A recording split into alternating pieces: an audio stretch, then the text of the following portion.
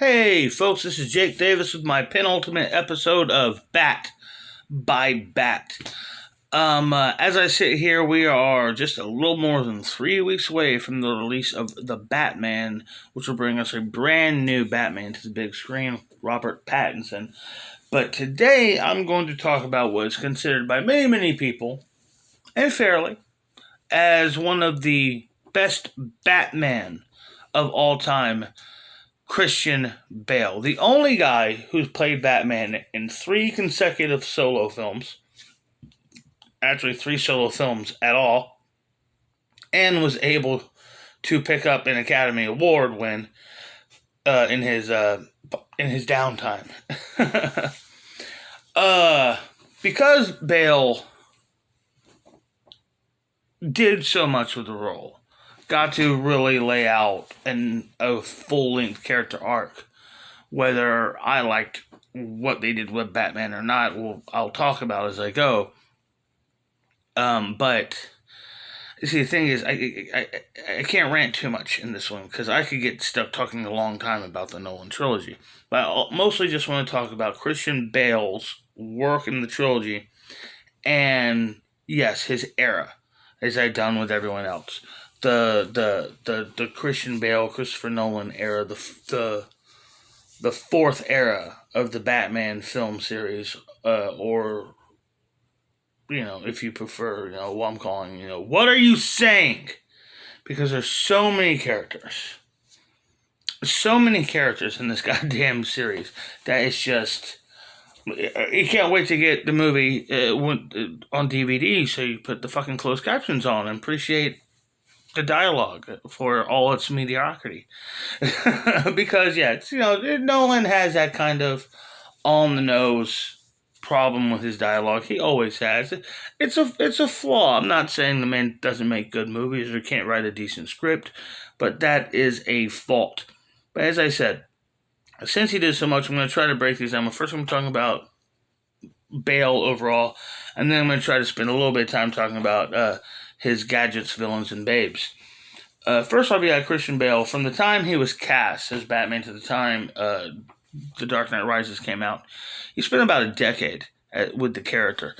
And you got to appreciate that. He tried to take Batman to more of a vicious, intimidating approach instead of just, as Michael Keaton would say, let your suit do the work. Not to say that there's anything wrong with that, but a lot of the physicality Bale brought to the role was very, very appreciated.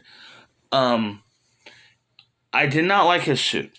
I've never liked his suit in any of the 3 films. The costume design in the trilogy, period, is a problem to me. I like the Joker's suit, but I don't like the whole he's just a nut job in makeup. I've talked about that before, but so I'm not going to go too much into that.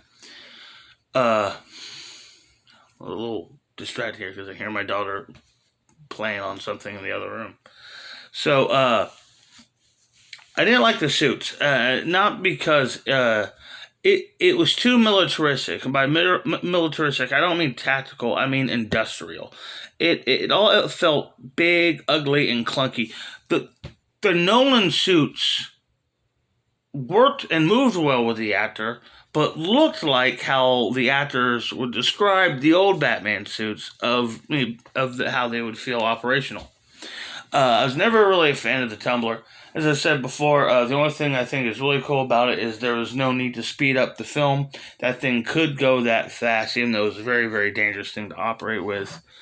I believe a stuntman was killed, or at least heavily injured during a stunt on the second film.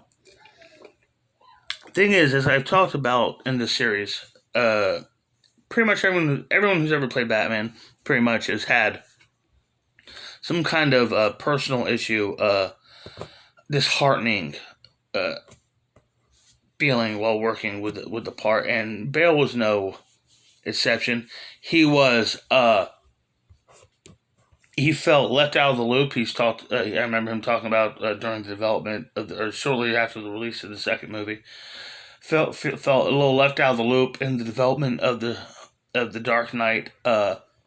he wanted to be more part of, where does Batman's story go from here and whatnot. By the third one, he seemed to be genuinely past all that, knowing that it was the third one, the last one that they were doing as a crew. Uh, he really gave it all and swung for, knocked out of the park. I think he did a terrific job. His work as Batman in both the first and third films are some of the best individual performances of Batman ever, especially the first movie. I gotta say something about that hair. I thought he had a fine haircut, a terrific haircut for Bruce Wayne in the first movie, but seemed to struggle with a decent one for the sequels. And I always liked how Christian Bale's Batman. There's no off the clock thing. Everything he does, every time he leaves the home and leaves the cave, it has a purpose. He has to sometimes he has to operate and go do Batman detective shit in broad daylight, so he has to go out looking like a regular dude, incognito, or however he has to do it, but he can't do it with the suit. That kind of shit. When he goes out as just Bruce Wayne to make a public appearance, it always has a reason. Like in The Dark Knight, when he goes out to see Harvey Dent, it's specifically because he's trying to get to know Harvey Dent. It's not just he had a date that night with that Russian ballerina. That was to get closer and get personal and get a better vibe on Dent himself. I liked all that kind of shit. The more detective stuff they did in the movie, we tried to reconstruct the shattered bullet, like in any way conceivable. Like, okay, it's Batman. Roll with it. It's no more ridiculous than Tony Stark, playing, miming with his what's what hologram prototype shit, blueprints.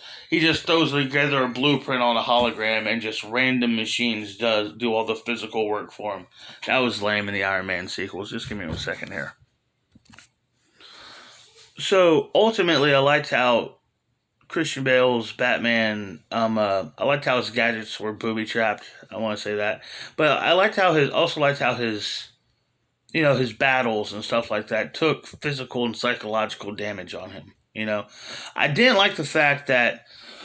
I mean, when you take a second and you look at it, that The Dark Knight takes place shortly after the events of Batman Begins. So he was Batman for about a year, went into hiding for nearly a decade, came back for a week, and then came back again a few months later for a day. I mean, when you cutting the Batman's legacy down that short, it kind of sucks. But ultimately, yeah, Christian Bale, while wasn't, in my opinion, the greatest Batman, there were problems with his interpretation, in my opinion. I didn't like all the growling. Especially in the first one, you see he's not growling when he's talking to Rachel Dawes and Gordon. But he's just growling, got that CGI sound to his voice all the time in the sequels. But ultimately, yeah, Bale did a good job. And the movies overall, while flawed, while overrated, are still good movies. And to me, the best way to show the roller coaster effect of quality of the trilogy is to look at their awards, their top awards. Just go to IMDb. The Batman Begins was nominated for an Academy Award. That starts very, very good. That's a very good start to your trilogy. Quite nice. The sequel won 2 Academy Awards, including Best Supporting Actor. That's phenomenal. That's an escalation into greatness. And then with your finale, Part 3, you pick up a BAFTA nomination. They dropped. They just dropped, is what I'm saying. So okay, now let's talk about the villains. On a positive level, I liked how the Dark Knight trilogy brought back the intrigue of gangster villains into the Batman series. Got characters like Matt Shrek, Matt and Carl Grissom were appreciated in the Burton films. We didn't get any of that. in Schumacher's movies. But in the Dark Knight trilogy, we get oh god damn it, what's his name? Uh, Carmine Falcone, Boss Maroni, and Daggett. Uh, Now Roland Daggett, just Daggett. And that was a cool thing to me, the inclusion of characters, even though we leaned heavily on the return of characters from the other film, the previous films and the sequels, Joker, Catwoman, Two-Face, Bane, and Robin, the Joseph. Since he is technically their version of Robin, can we officially count him as the worst Robin? To me, he's the worst Robin. Screw Joseph Gordon-Levitt's Robin. I like Joseph Gordon-Levitt. Joseph Gordon-Levitt. Got tongue-tied there. I don't know why, but I did. But that was a shitty take on Robin. But I did appreciate the inclusion of characters we hadn't seen before: Scarecrow, Ra's al Ghul, Talia, Falcone. Maroni had like a cameo. Doing more with the Waynes, or at least Thomas. I don't think has Martha Wade yet had a line in any Batman verse ever. We get Ducard and Mr. Zaz, that kind of stuff. That I liked that in the sequels. And the inclusions to the series, a couple of them I did enjoy, like the inclusion of the new inclusion of the Narrows. That's a cool idea, like the ghettos of Gotham City. And the character Gamble, just with 2 scenes, man. I would love to see him pop in the comic books. I thought Michael Jai White was terrific in that really small role. But yeah, I thought the Scarecrow's costume was terrible, but the performance done by Cillian Murphy throughout the 3 films was very, very good, and he really, really ate it up and just grabbed that opportunity. Tom Wilkinson as Carmine Falcone was great and carries the first half of Batman Begins.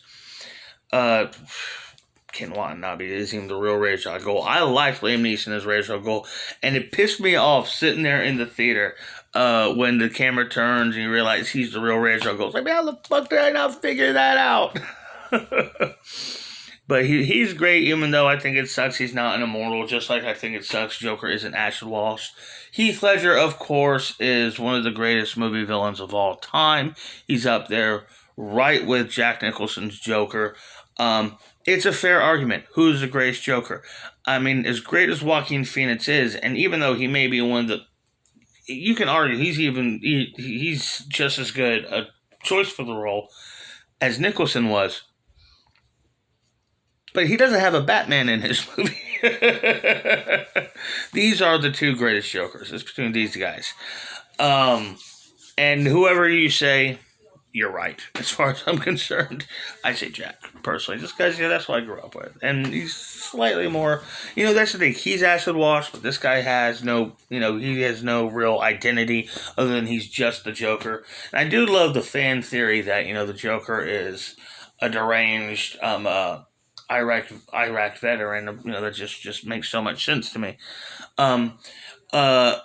Lurking problem in the whole trilogy is the repetitiveness of our villains. In all 3 films, we get the same thing. Batman is investigating a gangster, brings gangster down, but that then puts him on the trail of a terrorist. He stops the terrorist only to discover the real threat in the 3rd act. That's all 3 fucking movies, man. Aaron Eckhart was Two-Face, got to play a more serious, drummed down, leveled out Two-Face. And then, Bane. Okay, Tom Hardy's, of course I like Tom Hardy as Bane. What is there not to like? The silliness, the absurdity of it all. There's nothing at all to mock or make fun of. With Tom Hardy's Bane. No, it's terrible, man. I don't know. He was fun in it, but it was silly. It was just so silly. He wasn't intimidating or grotesque like Ledger's Joker was. He felt campy. He felt dogery to me. You know what I mean? He did not fit the Nolan verse, other than his dumbed down, realistic approach to him. Uh, what was the deal? Like his mask was kind of somehow constantly funneling steroids and painkillers to what? I don't know. It was Bane was a mess in my opinion. And Anne Hathaway. Okay, now I guess I'll get to the babes. Anne Hathaway was great as Catwoman, as one of the best Catwomans of all time, right up there with Michelle Pfeiffer and Julia Newmar. There was Marion Cotillard as Talia al Ghul, just like with Robin, was like one of the worst kept secrets in comic book movie history. And I just, she's not good in it. It's not just a silly death scene. She's just not good in it. She's boring every scene she's in. There's whatchamacallit, what's his name? What's her name? Rachel Dawes. Just the worst. I think Katie Holmes was better in the role than Maggie Gyllenhaal. I don't like Maggie Gyllenhaal. She seems to be one of those women she's always just too tense. She's never just in the moment. But I thought Katie Holmes did a better job. Her version of it was more likable. But I think Rachel Dawes is a terrible, terrible character. They set her up as like, this is the whole reason. She apparently had more effect on him becoming Batman than his goddamn parents dying. Just one day to impress this girl, he runs off and decides to go become Batman. And then once she dies, I'm not Batman anymore. I just think that sucks. And when you put on top of that, it makes Bruce Wayne look like a creep, because when at any time did she lead him on to make him think that they actually had a future? She told him the man I loved, but she didn't say I loved you like. That could be like I loved you like a brother. You're not Bruce Wayne anymore. You're the Batman now at the end of Batman Begins. But, I mean, they never dated. They never bang. And on screen, I don't believe they ever even kiss. And by Batman 2, she very clearly intends on marrying Harvey Dent. And just, it all makes Bruce look so creepy in this version. And then there's this weird anti-rich people thing running throughout it. Batman has to lose his fortune and all this kind of stuff to prove he's still Batman without it. I don't know, man. It's like a running thread through Nolan movies. You have to lie to people for their own benefit. I mean, seriously, look at Christopher Nolan's movies. It is everywhere. It's in The Prestige. It's in Memento. It's in Insomnia. It's in, what's the one with Inception, Interstellar. Is it in Interstellar? It might not be in Interstellar. I don't think so. Not one off the top of my head, but definitely in the other four I mentioned. And it's in the Nolan trilogy. I don't know. No. They're good movies. They're very, very fun movies. They're very, very flawed films. And to me, they are nowhere near the essential ultimate version of Batman in a live action format. People make them out to be nowhere even close, and that's hasn't even been made yet. The closest they could have maybe scratched and come along to it, but the truth is that was way too silly too, was my 8th and final chapter. We're talking about Batfleck. My last one of these will be Ben Affleck before we get to the brand new Batman, just a few weeks away, and I really very much looking forward to this movie, The Batman. Anyhow, I hope y'all enjoyed this video. I'm Jake Davis, and I'll catch you on the fly.